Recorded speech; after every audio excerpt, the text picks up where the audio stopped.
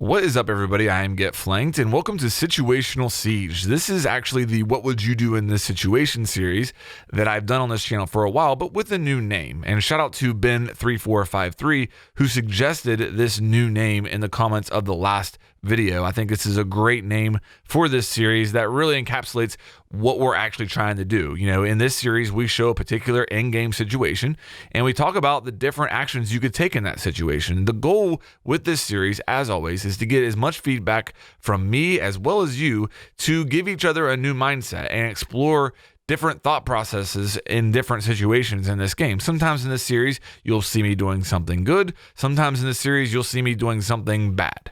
Now, as always in this series, the most important feedback is going to be from you guys. I'm going to go over my mindset and what I'm thinking and why I made the decisions I did, as well as, give some feedback on maybe what I could have done better. But what I'm really looking for is comments from you guys that gives me your perspective and what you would do and how you would handle this situation. And that's really how we're all going to learn and get better from these videos, is just getting feedback from everybody. That's the big goal here. Now, getting into the situation for this episode, we're going to be going over a 1v1 situation, and I'll let the whole round play. You'll hear all the team comms and everything. You'll have as much information as I did. Keep in mind that I am solo queuing in this clip, so that's an important piece of information for you, and I'll pause it when we get to the part that I really want to break down. Located a bomb. Get ready to engage. Vision, impact.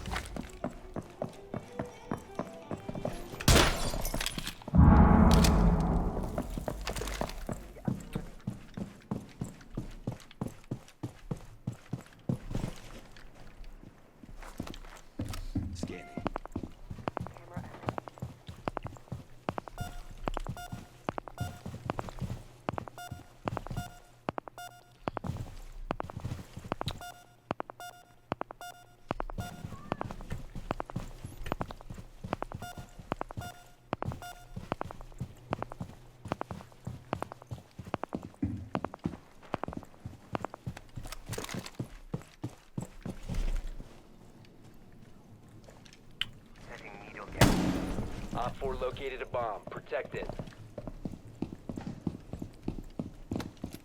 Scanning.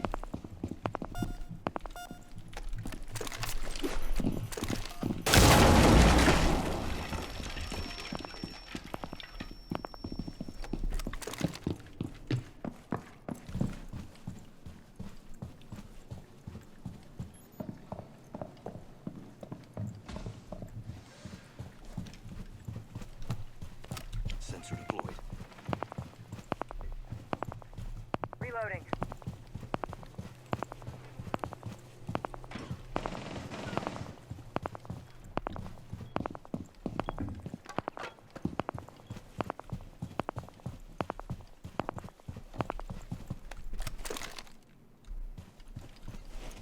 On your left, Legion. On left, Legion. One friendly operator remaining. Call out would be very helpful.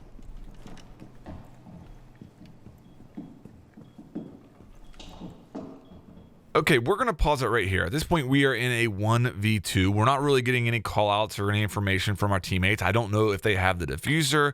I don't really have much information, but I can hear them in the room next to me. I have a pretty good idea that they're both in the room next to me.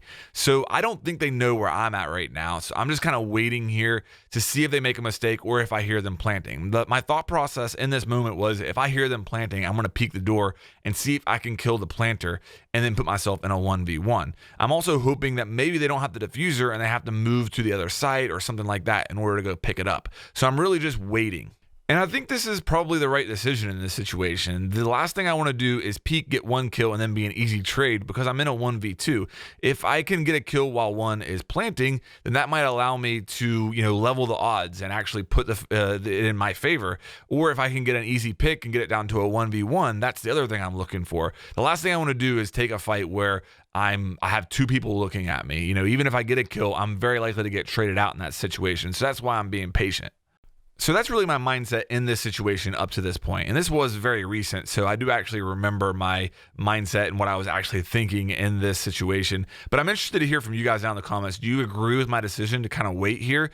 Do you think I had the right mindset? Would you have played this situation differently? Make sure you put that in the comments. With that said, let's play the rest of the round now. You'll see how I handle this 1v2 and how it plays out. And then we'll come back and break down the key points.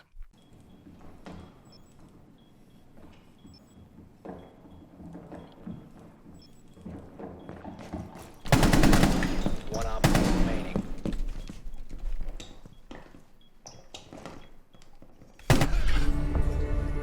Mission failed. All friendlies Yes, were sir. eliminated.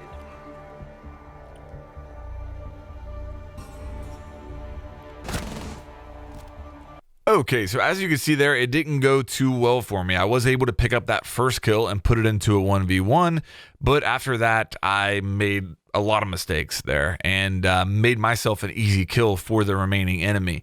So let's get back to this point where this jackal runs out in front of me and I pick up this first kill and start from there as far as breaking it down and my mindset and the mistakes that I made. So I pick up this first kill on Jackal, and I think this confirms that I was playing the situation correctly up to this point.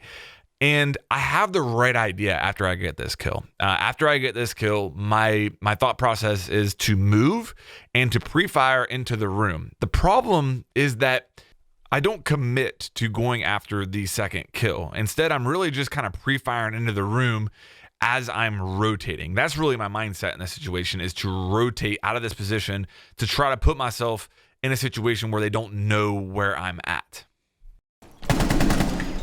So this is a freeze frame on the moment where I'm pre-firing into this room, and you can see that I played it well. I think I played it perfectly. Like, this is the moment where I should end the round and clutch this 1v2. But again, my mindset in this situation was just to pre-fire. And when you freeze it like this, it looks like, oh man, there's an easy kill. She's not looking at you. You know, you should get this. But in the moment, I don't know how to really describe it other than I'm not necessarily even really looking for her in there as much as, again, I'm just kind of pre-firing into the room to cover me as I'm rotating away. If I had, instead of having that mindset, if I would have committed to going after this second kill and actually been like looking for the last player alive in there, then I would have had an easy kill in this moment. But instead, I just kind of pre-fire and keep moving. And that's probably the biggest blunder of this round. Op remaining. Okay, so at this point, I've rotated into the bathroom and I'm watching this different angle into the room that the last enemy alive is in. And this is the part that I really want to focus on in this episode, because this is something that I think is very easy to fix. Like, the whole pre-firing into the room, like maybe she's there, maybe she's not. Like, that's something that's kind of like a bang bang play. But this right here is inexcusable. And this is something that I've got to fix. And even though I had the opportunity to get that easy kill whenever I pre-fired into the room, and that was a mistake, sure, at this point in the round, I still have a chance. I can still win this. I can still do a lot to win this situation. In fact, you could even say that I have the advantage. I mean, the attacker has to plant in this situation. Unfortunately, though, I decided to come in here and put myself in an extremely predictable location, holding an angle, and I just fall victim to the person making a good peek, playing it correctly, and having a high fire rate weapon. It's just that simple. Like, I played this situation really, really bad. Now, the reason I wanted to go over this situation in this episode is because I feel like a lot of people do this. It's very easy to be in these 1v1s and get into this mindset like, okay, well, the attacker has to plant. I'm going to make him come after me. I'm going to hold an angle.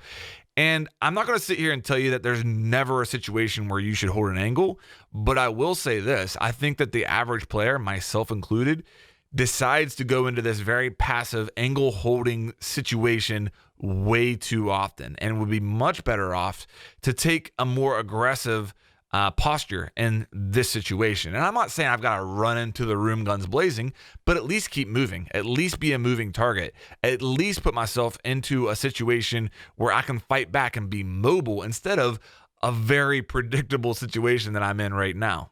I mean, in this situation, I would have been better off, even though it's totally predictable, I would have been better off to push through this rotate that I'm looking at instead of just sitting here and holding an angle.